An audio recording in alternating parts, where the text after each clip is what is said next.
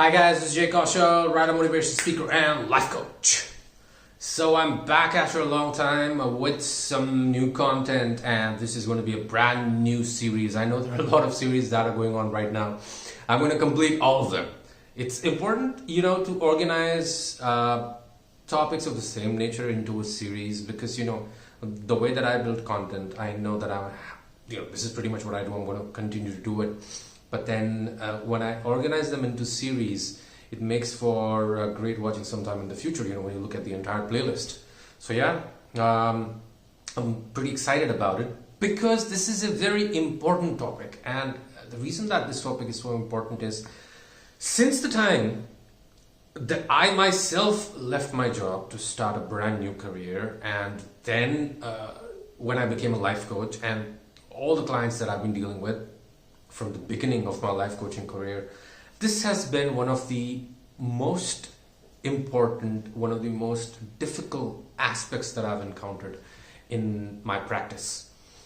What that is rebuilding your life is extremely difficult. And not only is it difficult at a physical level, but it's also difficult at a mental level and at a psychological level, because there's thousands of things that come into your head, in your mind, and thousands of complexes, self-doubt, etc., all sorts of things, and they stop you from a process that is supposed to be as easy as, how we strip down to our swimsuits when we want to go take a dip in the swimming pool, right? We don't think twice, do we? I mean, the first time it might have felt strange, but now it's normal, right? In order for you to swim, in order for you to enjoy the pool or enjoy the ocean, enjoy the sea, enjoy a lake, you need to take off all of the layers that are going to come in the way of your movement. So that is pretty much what transforming your life and what rebuilding your life is like. It's stripping down those layers that you have amassed, that you have collected with some flawed idea, or let's say a limited idea of what your capabilities were, and coming down to the basics of who you are. You see, when you distill it down to the basics of who you are, living becomes easier. And when living becomes easier, you're able to get a lot better results with what you're doing, and you're able to enjoy life a lot more. You're able to be happy more of the time. Okay? So the primary reason that I'm creating this series is for this. Now, starting over is a process which can be very difficult. It doesn't matter how much money you have in the bank, right? No amount of money in the bank can do the work for you. A lot of people, they think that, we're just going to work till we're 40, 42, then we're going to start our business. But when the time comes for them to quit their job and start their business, they choke because it's difficult. Money can't do your work for you. You don't build a business with money. You build a business with mind. You build a business with your heart. You build your life with your heart and your mind. So this kind of transition is difficult because in your mind, how you look at it is, you look at it as starting over, as something negative. To you, when you're on the first day of a new career, right, or of a new innings in your life, you might feel so out of a place, you might feel like a failure because these are extremely new circumstances, new conditions, and you're starting from scratch. Okay? But here's the thing. You are not starting from scratch. You're starting from experience. Quite often, what happens in life is when we are rebuilding our life, because the previous one did not work out for some reason. Let's say you had a failed marriage, or you had a failed business, or let's just say you did not enjoy your career, the career that you were in, and you want to rebuild your life in a way that it's more enjoyable, it's more consistent with what your soul desires, right? You have to understand that the most important thing about creating lasting joy, lasting joy, Not just, momentary happiness, fleeting happiness, or, feeling stylish or amazing. No, creating lasting joy. The most important thing about that is building your stability on stable ground. What does that mean? What does it mean to build on stable ground?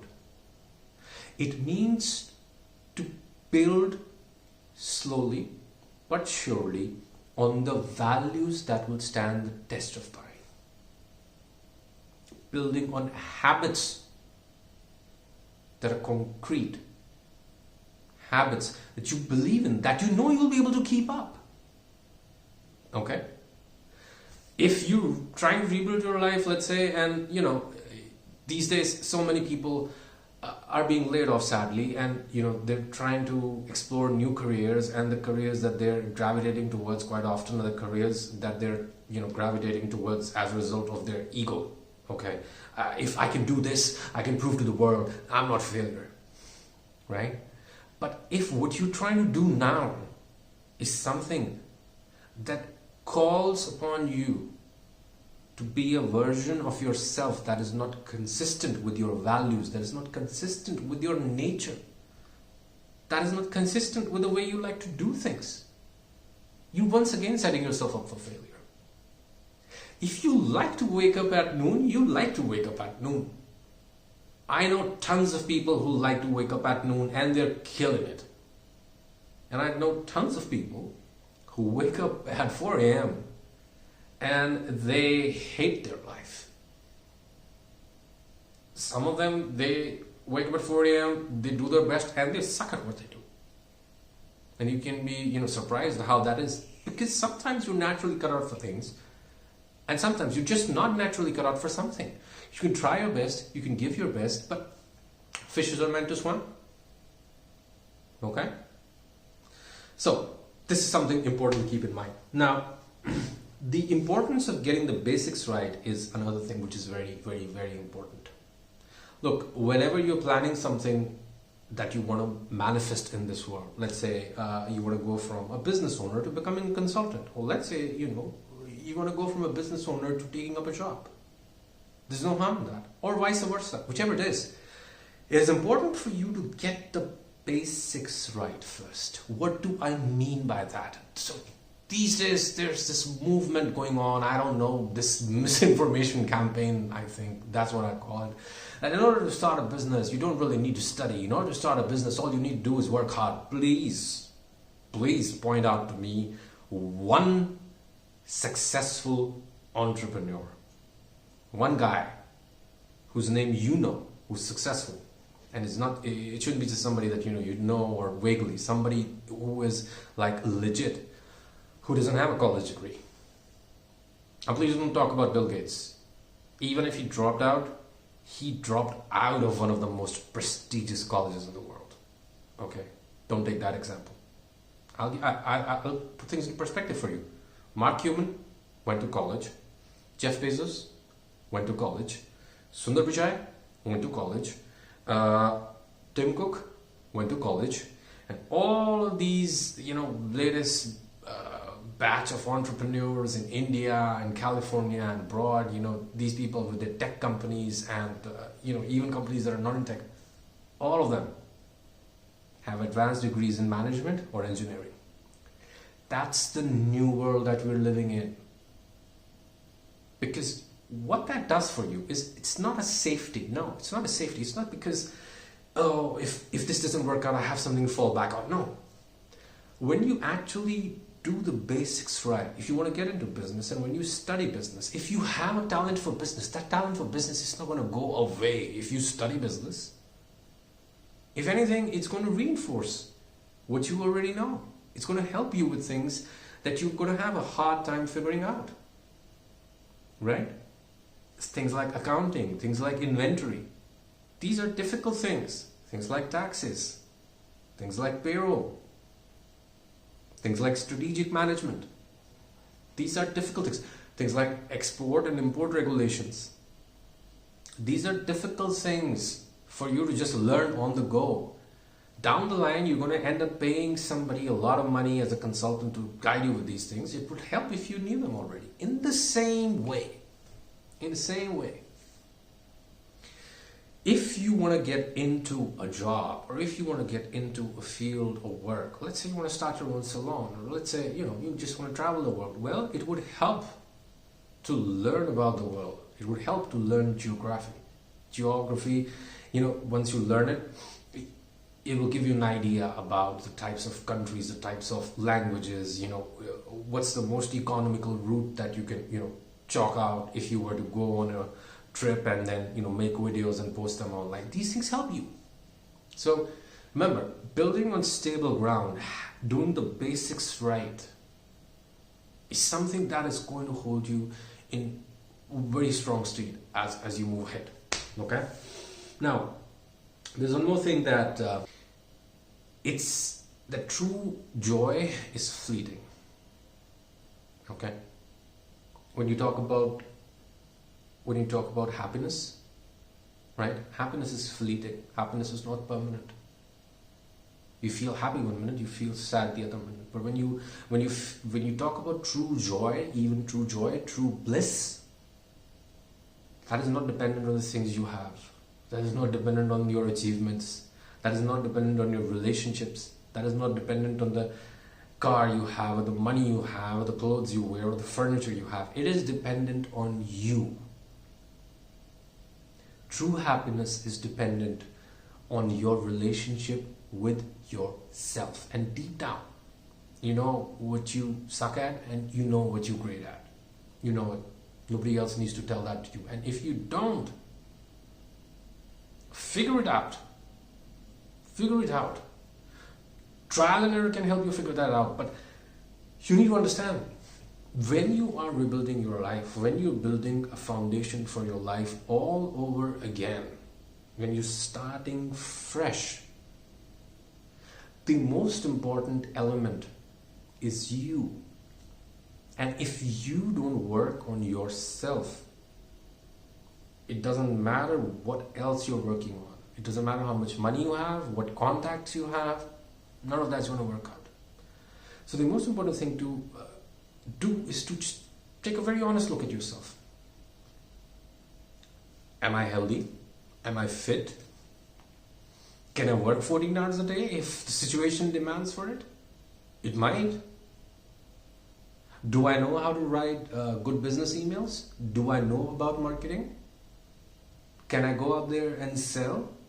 Can I manage a team? Do I have the soft skills, or do I need to develop the soft skills to manage or supervise people who could be 10 years or 20 years my senior, right? These are things that you need to understand. And you also have to understand that if you are changing your life, if you are changing what you do, your line of work, the place that you live in, getting out of a marriage, whatever, don't aim for something that is unrealistic. The cherry blossom is one of the most revered symbols in Japan. And that's because the cherry blossom is absolutely beautiful.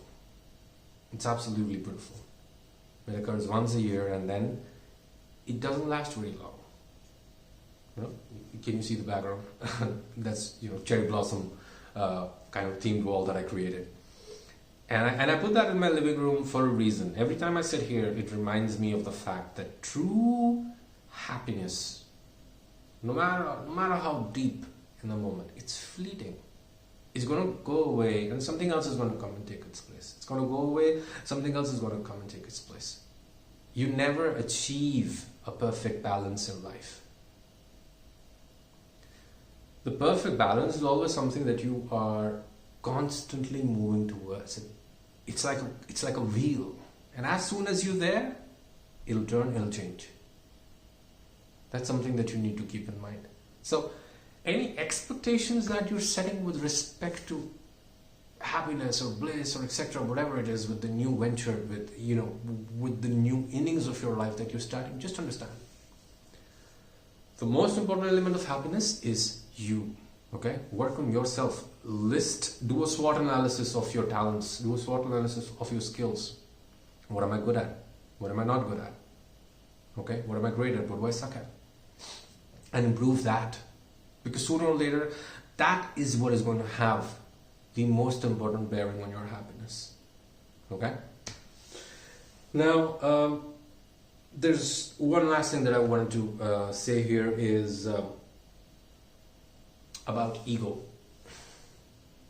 You see, ego is the biggest enemy.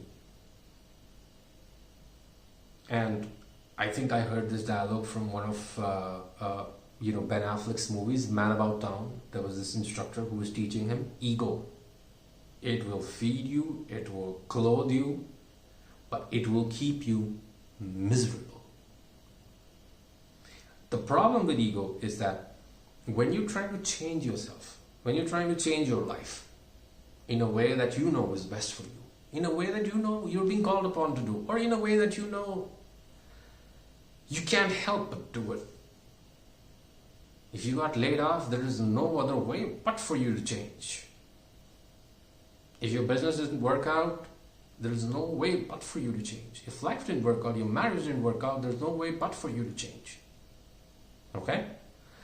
Your ego is the biggest hindrance in this process of change. Because you're going to be doing everything right, you can take care of the basics, you can build a solid foundation, but your ego, it's going to stop you from doing what you need to do and following through with the process. I have seen it so many times with people in the gym. You probably must have seen it too. And I have been guilty of doing that in the past. You go to the gym, you know you want to do an exercise and you want to do it really well. Let's say the bench press. Okay, let's say the bench press. You know, you want to have a strong bench. It's one of the things that, every guy wants. I want to have a strong bench. But you can't jump your way to a strong bench. You have to build up for it. In the beginning, you might even have to exercise with just the bar, without any weights. But if you let your ego disrupt the gradual, the faithful, the tested, the measured process of transformation, of change, of building, if you want to cut corners and jump, you will not make it. I can guarantee you that. You might hate me for it. You might loathe me for it. It's up to you. I can sign it on a piece of paper, frame it and give it to you. You can hang it on your wall and you can see it, because that never happens. If we can learn anything from history, if we can learn anything from all the wars, all the conquests, corporate strategies, right? If we can learn anything from history, it is this. You cannot cut corners and get away with it. You cannot build stability that way. You cannot build stability for yourself, an unshakable foundation for yourself, without developing humility. If it is breaking your ego, because that is part of the process. If it is calling upon you to be humble, it's because that is the process. And unless and until you commit to it and you accept it, that no, I'm going to do this right, and I'm going to buckle down, I'm going to do this right. Unless until you commit to something like that, it's impossible for you to truly build something that will last. Okay? So guys, that's it. That's all I have for the first episode of this wonderful series. I am, motivated right now to continue with this, and I know those of you who watch Live Limitless, I know I have episodes that I have to shoot on meditation as well. I'm going to do that in December, just haven't had the time, but I'm excited about this series. I'm going to go into a lot of detail. There are going to be 6 episodes in total, and I'm going to change the location with every episode, and we're going to talk about something interesting, heart to heart. Okay, thank you so much for watching. I love you. Take care. Bye.